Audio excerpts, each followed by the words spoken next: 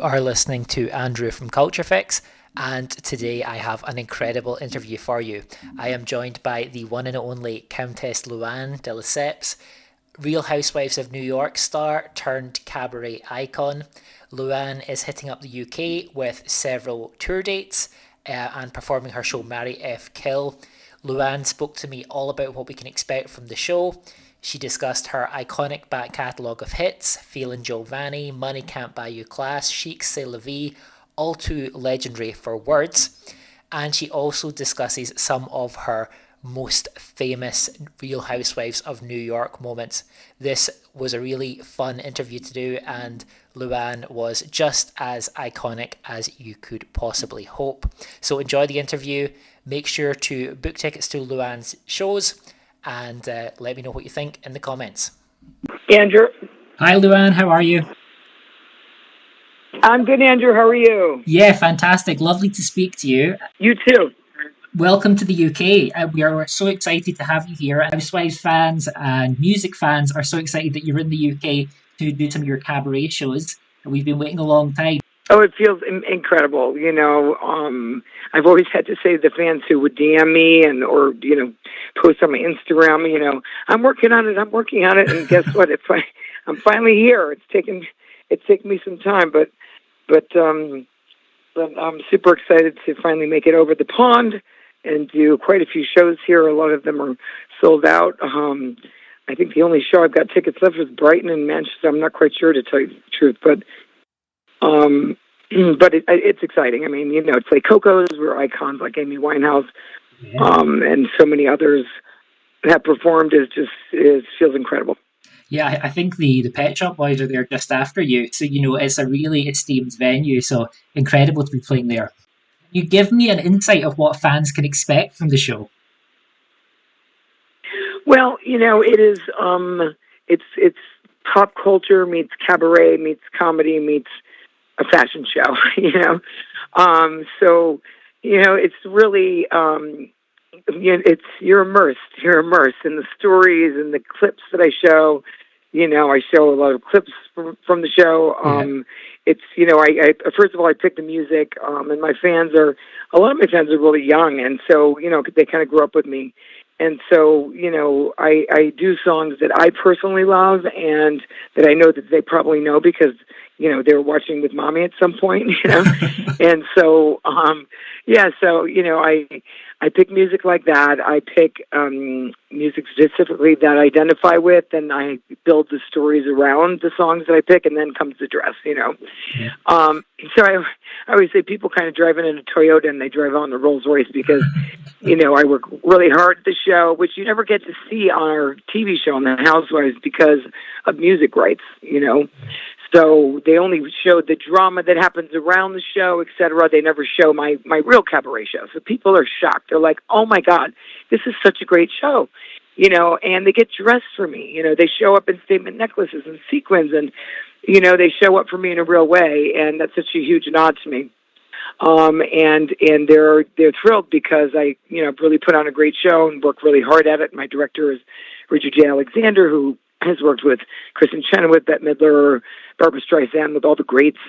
And they call him the Diva Whisperer. He's a legend. And so I get to work with the best. Brian Nash is my musical director, who's incredibly talented. And, we'll mix a couple of songs. I'll go from, into Chic and from another song. And then, and then I play the Bongos. People are like, what? They're so surprised because they don't know what to expect, and I really deliver a great show. So, and they have the best time. They already have in common the Housewives, so they have something already in common to talk about, which is so fun because they'll go out together after my shows. They hang out. If you're alone, you meet somebody, and you go out together, and so. I love that part of the show. It's very people feel very connected to me. And feel like they know me, and it's a much different experience than going to, Madonna or to Beyonce or to Taylor Swift because it's, you can't really connect, right? You can cheer on and dance, and yes, absolutely, because they're so iconic and amazing, but it's a different kind of connection. Yeah, you've established the Countess culture, this kind of community, which is lovely. Yeah. Yeah, So, it is. It's amazing. so from the clips of your performance, and I know from your previous singles, the energy level is so high, and it is a real kind of Yeah. party Mhm. atmosphere. How do you go about crafting that on stage? Because I'd imagine it's quite difficult to get all the ingredients perfect. Well, like I said, it really comes from people like, how do you remember all these stories? I said, well, they're mine. you know, they're my stories. And then, I go into a song that relates to the story, and so I build it that way. I start with the song, I go to a story, then the dress has to fit the song, it has to have fringe, because I'll do Tina Turner, and so that dress has to be like shaken, and, yeah, so, I work, really hard in the show. I've been in rehearsals for months. I, opened in Boston, and then I was in Los Angeles. I played the Wiltern where Madonna plays, sold it out. So, it's just a different experience. Nobody's really doing what I do, and I think that's what makes the show work so well. Yeah, fantastic. I know obviously you visited the UK before and you've got a lot of fans here. Are there any sort of favourite spots in the UK that you personally have? Favorite spots? Yeah. Well, right now I'm in Fulham. I just came back from doing something at Cosmo in Chelsea area.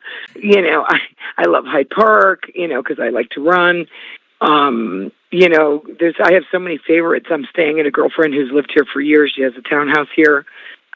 But yeah, Andre Balaz is a good friend of mine. So I have a lot of friends in England. So yeah. I've been many, many times. And I just love it. I usually come in May for my birthday, and hit all my favorite spots. I need to ask though, if you think back to when you first stepped into the studio to record your first single, Money Can't Buy You Class, did you ever see yourself sort of headlining your own international cabaret show? No, never. I mean, I didn't start cabaret till 2018. Yeah. I've been on the show since 2007. So, it's been a long time coming, but, it was getting married, divorced, married again, divorced again. So, I've been busy just living my life and then, it just came to me that, this is something I needed to pursue. I've always had a love of music, and I started singing on the show, and so now, I think, how many songs do I have now? I have Money, Chic, Jovani, Viva La Diva, the Christmas song, F-Bombs on the G. Have you heard F-Bombs on the G? I have, yeah. That is a real change of pace, isn't it? I love that. That's a real change. That was my rap song that I wanted to do, which was all about the ultimate girls' trips, you know. The F-bombs are flying on the G, and now, Marry F. Kill, which, I had so much fun writing because it's all about the men we'd marry, the ones we'd F, and the ones we want to get rid of. So, and inspired by the audience, because I got asked to every show, Marry F. Kill, Countess. And so I decided I'm going to make that my tour and to write this song. And I love the song. I'm walking down the street. I'm like, Marry F. Kill. Yeah, just because it's such a earworm. It's an earworm, And I love it. And Tracy Young, did I mention this already? Tracy Young is remixing it. She just won a Grammy with Madonna. So that's coming out tomorrow. And I have a music video that I just shot for the song. So I'm excited for the fans to see that. Brilliant. The songs... I feel like when I have a music video, people love that, so much more than just releasing the song. Well, ahead of the interview, I was watching the video for Viva La Diva, which you did with Desmond Child, and that is I think it's a real underrated Luann track. Do you, what were your experiences of working with Desmond? Was that a kind of a career high for you? Oh, amazing. What an icon. He wrote Living on the Prayer, Living La Vida Loca. I mean, the guy's incredible.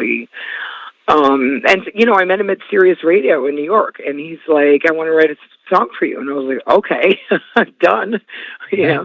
And so, to have people like that, Bruce Roberts wrote, with me, Marry F. Kill, produced, and Bruce Roberts has worked with Whitney Houston and all the biggest. So if you look his name, he's huge in the business. So right now I'm thinking of working on a LP for the holidays. There's not a lot of holiday songs out there, so looking at that right now for when I do holiday, and hopefully I'll be back here in the UK for holiday shows. What is that song that sends the crowd wild? I've got my own suspicion of what it could be, but I'd love to hear from you. What is the song that when you start performing in your cabaret show, the fans just lose it? I gotta say, probably Feeling Jovani. I just really? love that song. Yeah, Feeling Jovani and Money. For sure. The Christmas song they love. I love that song. I love all my songs. I mean, I think with your holiday track, it was lovely to see the process of filming the video in Housewives, and I think that really gave it another kind of layer. Yeah. Yeah, that was great. I got them all to be on the side of the fence that I'm always on, that they always make fun of me for. I'm like, okay, now you sing.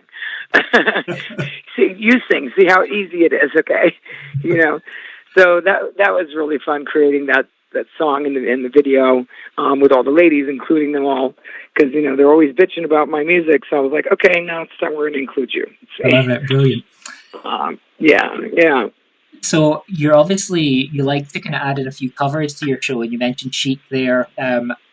Miley's Flowers, The Doors, Light My Fire, Man, I Feel Like a Woman. Some really fan favourite, just great pop songs. Can fans of your UK shows expect any covers, or can you give us a little teaser of what songs you might include, might surprise them? Well, I think they'll be surprised by all the songs because, I mean, first of all, to see me perform Mary F. Kill, which is so brand new. And I got such a great video behind me. I won't give it away. I won't give it all away, but really, that song, I sing Stevie Nicks as well. I sing David Bowie. I sing a lot of, classic songs that they all know. It's like a big sing-along. Yeah. And I'm trying to think. I'm going through the list in my head of songs. I don't want to give it away, but, expect the unexpected. You mentioned, so. What's the Tainted? It's the Tainted is a Soft Cell. Oh yeah, so I do Soft Cell as well. Mm-hmm. Yes, exactly. I think the fans are going to go crazy. Yeah. And of course, Hoopla is different because I only have 30 minutes, so I had to cut down my show because my show is a 2-hour show with intermission. So. Yeah, so how are you feeling about Hoopla? Because obviously it is a festival, so probably a different vibe to your theatre shows. Exactly. So we've, but since I'm doing this since 2018, I have so much to pull from, from all the shows that I've done and so many stories, etc. So we've kind of mixed it up and made, this show at Hoopla different from what I'm going to be doing at Coco. Because I feel like a lot of people that are going to Hoopla are going to Coco as well. Yeah. So I want to give them a different experience. Is an album going to come at some point? Because now you've obviously got a good sort of 6-7 songs. Do you think you foresee a Luann album in the future? Yeah, of course. But what I'm thinking right now is doing a Christmas album. Yeah. For holiday. Like I said, there's not a lot of great Christmas music out there. So I'm really interested in doing that and, changing it up. Nice. Are you thinking original tracks or Christmas covers? Well, I'm thinking, of course, there'll be my song, an original. I mean, my existing song, an original, a new original, and some covers. Fantastic. But putting the Countess twist on it. Like when I sing, "Life is a Cabaret," instead of, what is the lyrics of the Cabaret? I forgot what the lyrics are because, what? Well, yeah, old. So I don't sing Old Chum. I do My Friends. So I take classics and I turn them around. I do Peggy Lee. I'll do Eliza. So I do, but not a lot. Just a couple that are so well known that even my youngest fans know the song. Yeah, a show for everyone. Yeah, and and they play the bongos. If that doesn't sell There's something tickets, about a then woman. There's something like there's something about a woman playing with bongos in an evening dress, dripping with jewels. yeah, that should be the poster. Yeah, exactly right. I need to ask more generally, who are your music heroes? My music heroes. Yeah. Oh my God! I just saw Back to Black. I mean, I love that film about Amy Winehouse. I mean, Stevie Nicks, Bonnie Raitt. I sing Bonnie Raitt. I sing David Bowie. I sing, Soft Cell. I sing all kinds of music, really. Peggy Lee is one of my favorites of all time. Yeah. Judy Garland. Forget your troubles. Come on, get happy. I love that kind of stuff. And I mix in even a little Pharrell. Pharrell. Thank you. I was going to call him Pharrell. I even do a little Pharrell, it's a real mix of music but a mix that everybody loves and knows. Yeah. I know recently you went viral with one of your cameos. Keep on serving, let's say that. That's a real Yes, you'll see. You're gonna see that too. Amazing. Well, I know that will be one that sends people wild because I think that just got a new lease of life, didn't it, through TikTok and social media. Right. I know. It just went, listen, the internet has a life of its own. It's a word that most women hate, but I'm innocent. The internet took this over, not me. Totally innocent. Brilliant. Well, obviously as well, that was adopted by the LGBTQ plus community who really, I think, maybe don't have the same offense with that word. Exactly. They love it. They do. And how does it feel to be a gay icon? Does it ever kind of hit you at moments you think, gays love me? I love my boys. I really do. I love the LGBT community plus, and that's always been the case. I mean, I think we've done so much work on the show for the community that they identify with us. I think for that, I mean, I admire us in a way, and like a song like "Viva La Diva," it's like about living your inner diva. It's all about it, And I think we're powerful women that have a career, and we put ourselves out there, and I think that they can relate to that, and I think that's why the LGBT community is our big fans, and I just.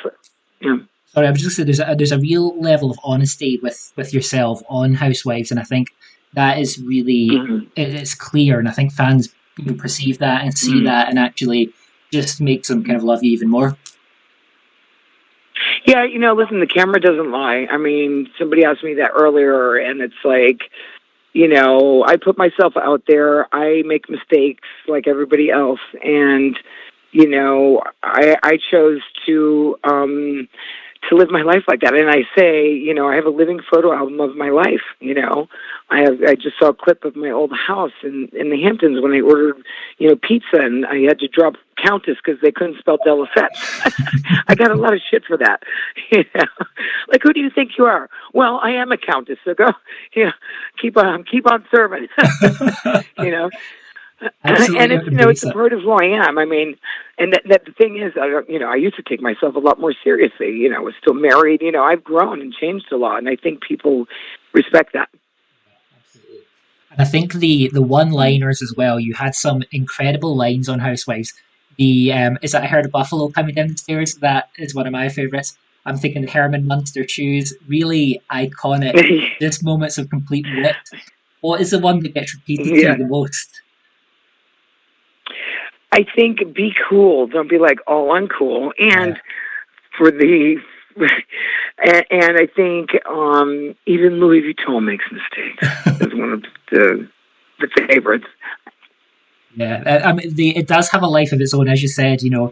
With the social media, with the internet, these lines live on, and they're just they've seeped into the public consciousness now. Quite incredible. Yeah.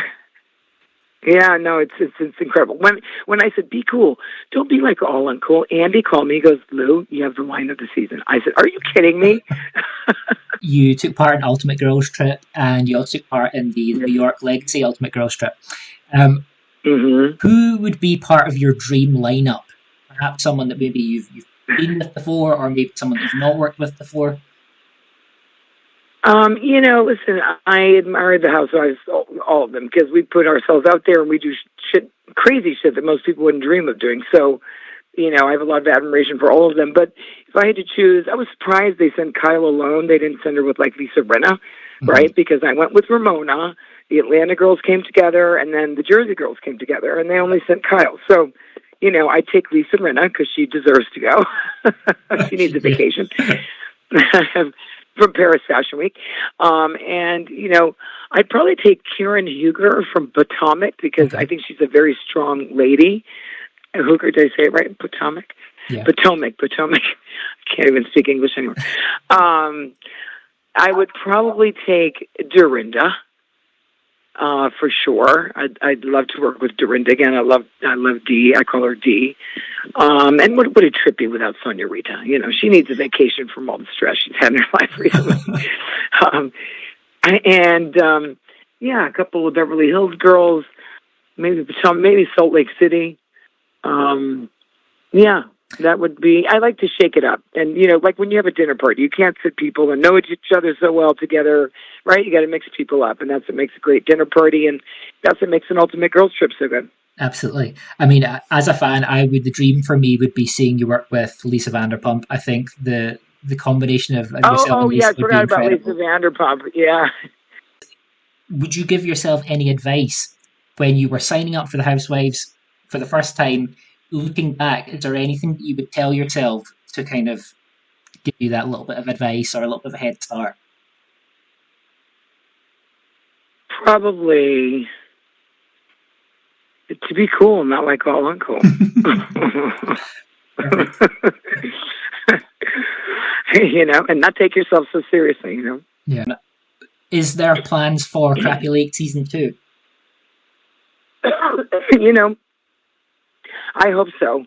I know that they're talking about it, so I hope so. And in the interim, I've got a couple of shows that are on the back burner, and so possibly a dating show for me, which would be amazing.